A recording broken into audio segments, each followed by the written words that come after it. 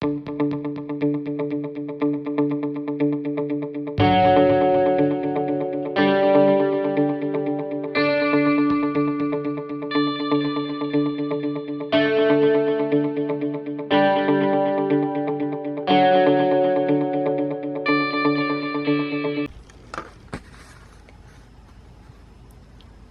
this is T with TeaQuilts, and today we're going to have more of a shakier video today because I cannot find my piece that holds my camera onto the tripod. So this is a requested video.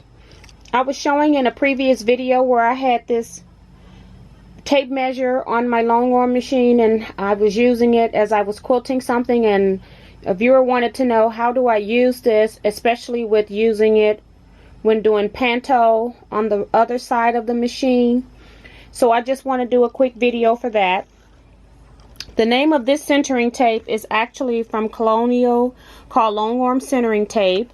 And in addition to this tape, on the ends it had a small piece of Velcro, which I have since taken off and added a very long piece of Velcro. It's actually all the way back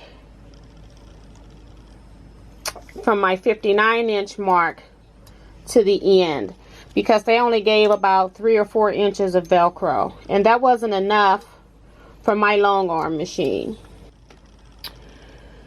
All I have done is, I'm actually using double bat today. I'm using a layer of 100% cotton as well as a polyester bat. This is a customer quilt, and it was requested that he wanted his quilt to be a little bit heavier.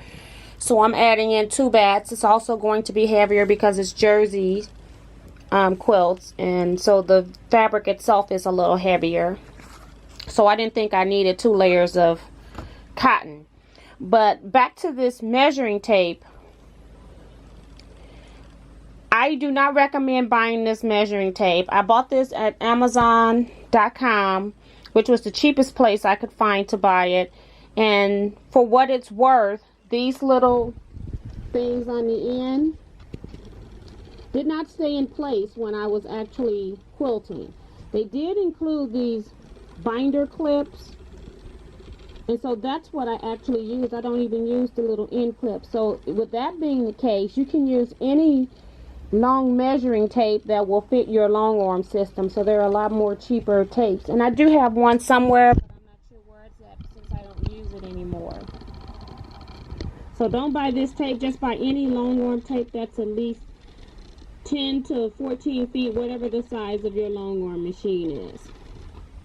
Because then you can just get binder clips that you can just get from the office supply, or maybe you already have some at home, or you can use a paper clip, or you can use a piece of masking tape. It doesn't matter what you use to mark. You just want to mark the edge of your quilt. And so the key to marking it, when I'm first putting it on, I don't have much.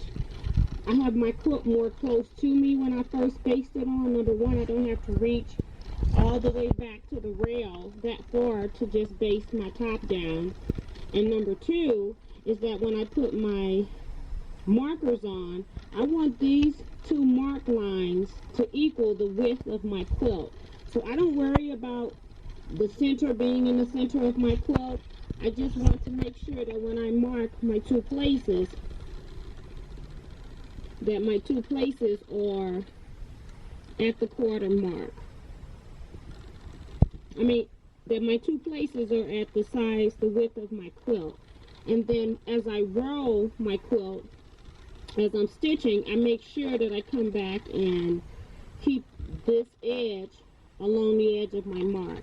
And so I am just going to go ahead and roll. But before I roll, I tend to just go ahead and put a pin right underneath. So I put a pin about right here to hold it in place on each side.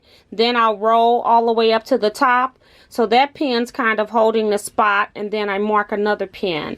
So I'm going to roll and do that, and then I'll come back and show you. I've rolled my quilt top, and it is not basted yet from the side, but this pin held it in place so that I had a marker to know that that was indeed my mark. And then I put another pin down here, and you can see where my fabric is lining up on that 52 1/4 mark. And so then I place the pin right under. Now I'll probably be able to stitch about from here. And if you're still having difficulty, you can use a scrap ruler and place it and pin your edges if you want to be a little bit more exact. I find this works for me, so I'm just going to go ahead and do that. And I've done this to both sides of the quilt, but I'm not going to go down there and do that. And another thing that I want to point out is that I am actually floating this quilt. And the reason why I'm floating it is because I have 2 layers of batting, and I want to make sure that I can smooth them out on each rotation. I don't want to get anything caught. And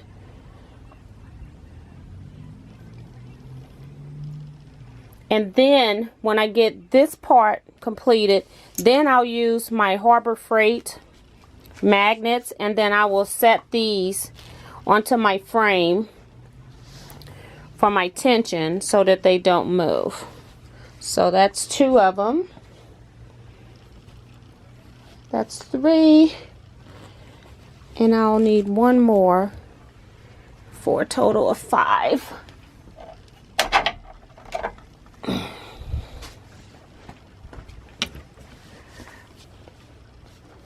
So that's how I'm actually going to quilt. I will see how much tension I need, and then I'll trim off my side extra bat that I don't need, and then especially on the polyester because it just bucks up around the frame. So once I base, then I'll trim this off. Now every time I roll, even after when I do my first panto run, I'll come back and make sure that I keep these 2 pins in my positioning spot. So once I roll, I'll take this pin out down here, and then I'll be rolling with just this 1 pin in, and then when I get rolled, I'll put the second pin back in. So I just repeat that process. Okay, and one final tip is when I line up my quilt on the edge here, I put on my vertical channel lock, and so as I'm rolling this way, I take a marker, and it's not, my channel lock isn't on right now, so I'm just eyeballing this. But when I mark this, I have my channel lock on, and I just go straight and draw a marker line on some tape on my panto all the way down. And then that way I know where the edge of my quilt is. So before I start stitching my next time, I make sure that these things line up. So I'm going to go ahead and stitch this first round of the panto. I make sure when I mark that I have my side clamps on because the same amount of tension needs to be applied. So I don't want to mark without my side clamps because then the quilt will be a different size because it pulls out just a little bit more. So I'll sew this pass and I'll be back. Okay. So I basted my sides again, and I have my pin that's underneath or close to my tape measure, and then this pin is just sitting there as an extra pin. When I roll, it'll roll about to here, and then I have just this much space that I'm trying to reline up again. And I have my clamps on, and the main thing is I want to make sure that the edge of my quilt, so my clamps over there, and I want to make sure that the edge of my quilt is on my mark. And so when I get down to the bottom, the edge of my clip is about 1/8 of an inch off. I want it at 38 1/4. So what I do is I just take my fabric. My hand is on my bar, and I'll slide my bar, the fabrics that are on my bar, until I get this even with the edge of my tape measure. So it moved a little bit, so I just got to do a little bit more, and then I'll use my magnetic clamp to hold it in place.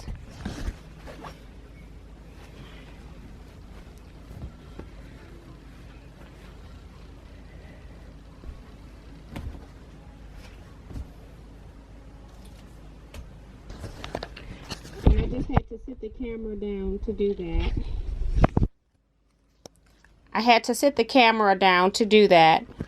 But you can see when I press down that this is very close to 38 1/4.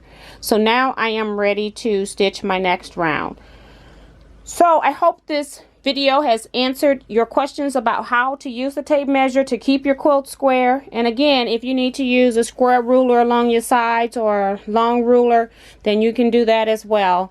But I will see you in my next video. Bye bye for now.